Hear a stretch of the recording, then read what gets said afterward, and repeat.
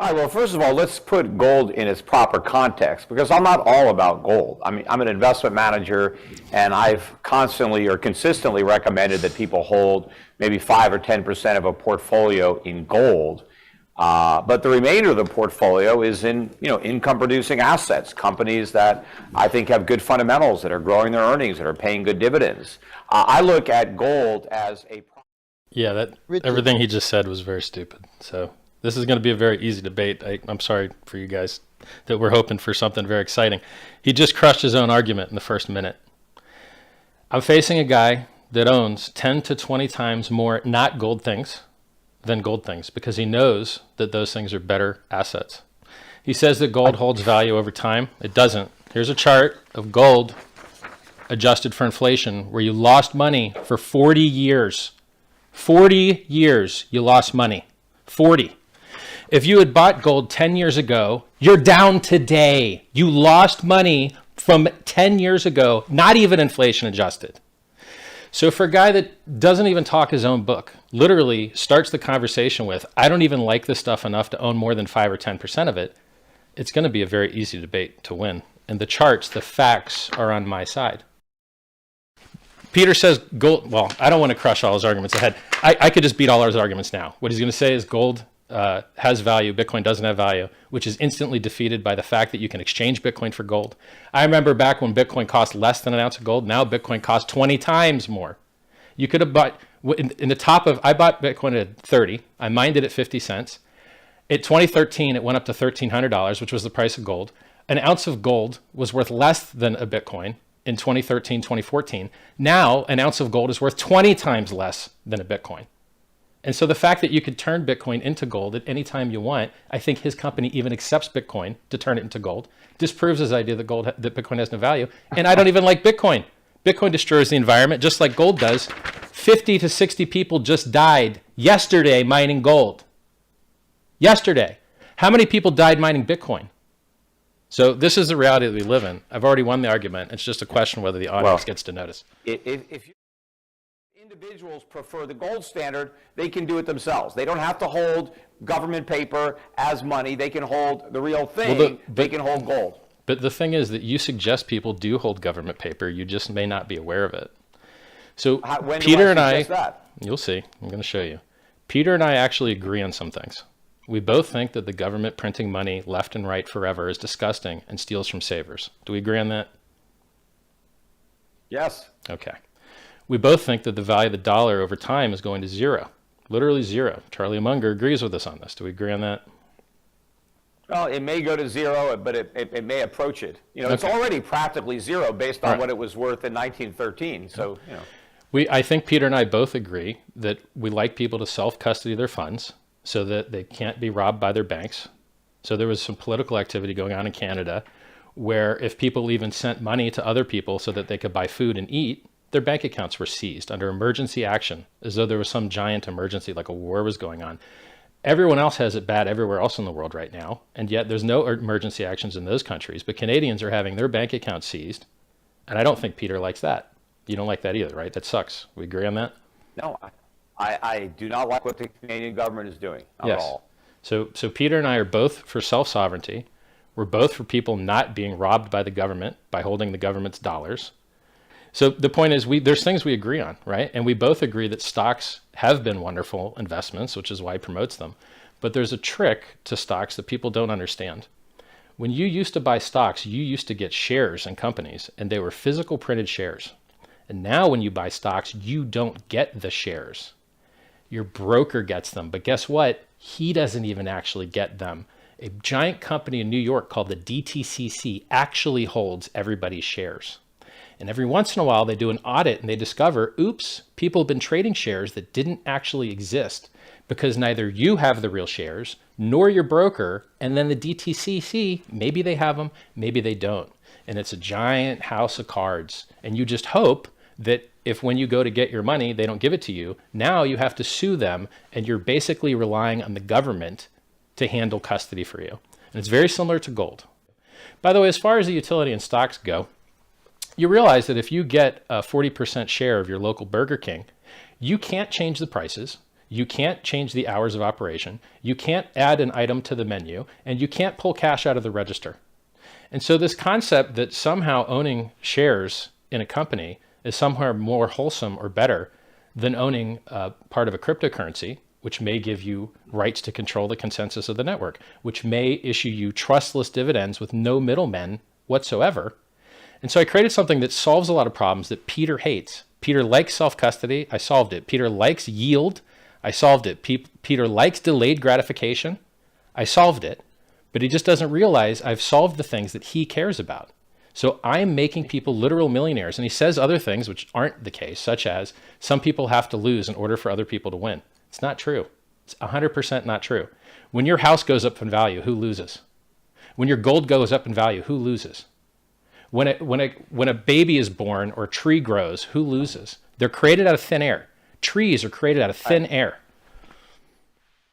And so designing systems which accrue value for shareholders is very similar to designing an economy or to designing a cryptocurrency. And yes, I appreciate your compliments that I've designed something that is extremely sticky, that gets people to delay gratification, that gives people hopes about the future, which is why I have seen people whose lives have been saved by hacks that I couldn't save with my self-help books. I give away self-help. Well, how many hacks have you sold personally? If you look publicly, it looks like 0, but I can't tell you because Howey test, right? So but if you do chain analysis and you follow the OA wallet, it appears to have never sold anything. But who's the OA wallet? Nobody knows. You who are foolish enough to think there's a free lunch and they're going to get rich in your pyramid scheme, but they're not. They're going to go broke, and eventually they may come looking for you because all the money that your followers are going to lose is the money that you're making. And we'll see how the authorities feel about that. When you end up in a court of law, because I know a lot of the people who lost money are going to be looking to have to try to claw back some of their losses from your winnings.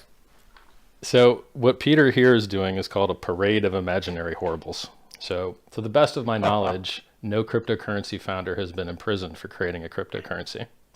Satoshi, who created a cryptocurrency... I didn't say imprisoned, but I think you will be sued. But go ahead. Okay, so let me give you an example of a company that created a cryptocurrency and got sued.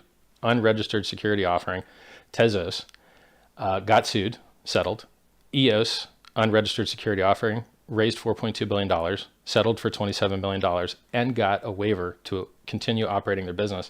And the reason the SEC is friendly towards and settles with these companies is because they actually do care about the investors, and the investors don't want their money back because they all made money. People that bought EOS at the ICO made money and are still up today. People that bought Tezos at the ICO made money and are still up today.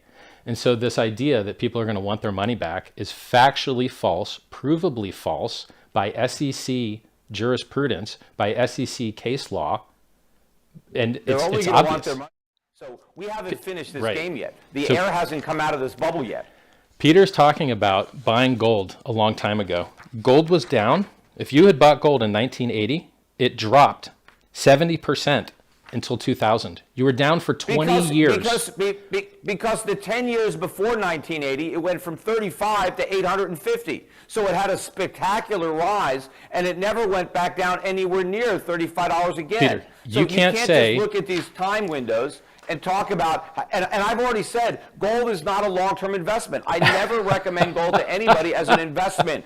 It is a store of value. It's cash. Instead of sticking dollar bills under your mattress, you can have gold coins. They are much better to hold than fiat currency. But over long periods of time, you want to invest your money and let it grow. Gold doesn't grow. It just holds its value. It doesn't even hold it, man. Accrue value. It doesn't gain value. You're down versus 10 years ago. You're down versus 40 years ago, inflation adjusted. You're down versus almost every time frame. Coins made an afternoon as a joke outperformed. You have to, well, I'll tell you. There's a coin that was literally made as a joke in an afternoon that is inferior technology called Dogecoin. Dogecoin is a copy of Litecoin, and Litecoin is a copy of Bitcoin. And basically the difference between Litecoin and Dogecoin is they changed the logo, and they made it inflate more. And it's actually, they don't even have their own miners. They're merge mined with Litecoin, and Litecoin's trash on its own. So it's a copy of trash. And I don't even like Bitcoin that much. You know, people say Bitcoin's never been hacked. Yes, it has. The network was forked once. Somebody printed 6 billion extra coins. There was another hack that could have been executed 2 years ago where anyone could have minted as many free Bitcoin as they wanted. but the developer responsibly disclosed it instead of just minting all the free Bitcoin. I tell people the truth about the prices, that every cryptocurrency drops 85% more often than people wished, except for stable coins, and they have huge counterparty tail end risk. I'm very honest about the price risk. I'm very honest about what these things can and can't do.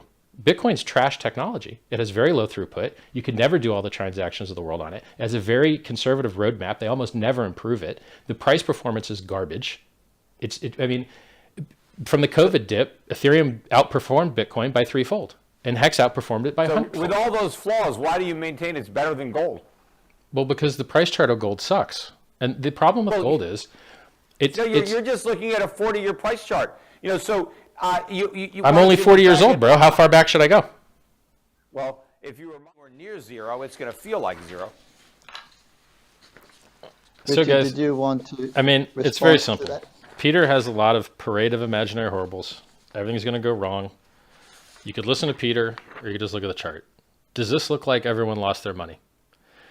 There's dips. Those are people taking profits. Those are guys getting cashed out. Those are guys getting rich and buying yachts and golf courses and jets and Ferraris and Lamborghinis and you name it. That's what those dips are. And these are big dips, guys. These are 60 and 70% dips hiding in here.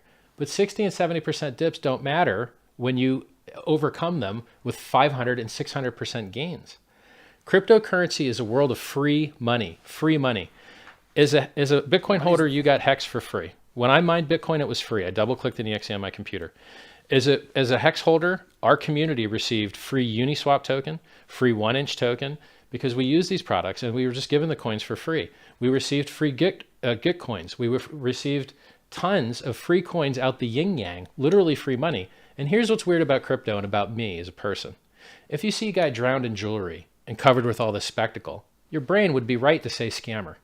When you see charts of 1,000,000% returns in 2 years, you're right to think, oh, it's got to be a scam. And you'd be 99.9% right. It would save you a lot of money and a lot of horror, and it would save you a lot of pyramid schemes and a lot of scams and a lot of Ponzi's. It would save you all that. But you would also miss that one rare little sliver of world change that actually happened. Amazon dropped 95% in the year 2000. 95%. You could have pointed at it and said, look, late stage capitalism, Ponzi scheme, pyramid scheme, greater fool. What can you do with these shares anyway? You can't do anything. You can't affect the company. You're just hoping to sell to the greater fool, which is all the shares, by the way. And guess what? They're over half of all the commerce in the United States on the internet now. Over half of all the money made on the internet goes directly into Amazon's pockets, even though it dropped 95%. And so this new paradigm of massive drops with massive gains is what the future looks like, particularly when the money is more and more fake. The reason all these charts are so easy to go up and right is because they're priced in the dollar. And the dollar just gets worth less every day. The dollar is mostly garbage. You only occasionally see it go up in value right when the stock market crashes. And the stock market used to crash every 10 years, but they decided to skip a cycle and just print their way out of it. So I've created something that is one of the few things in the world that can change man's relationship to government. You don't have to beg the government to give you their fake inflated money. You can use your own money that's peer-to-peer. You can trust math instead of men.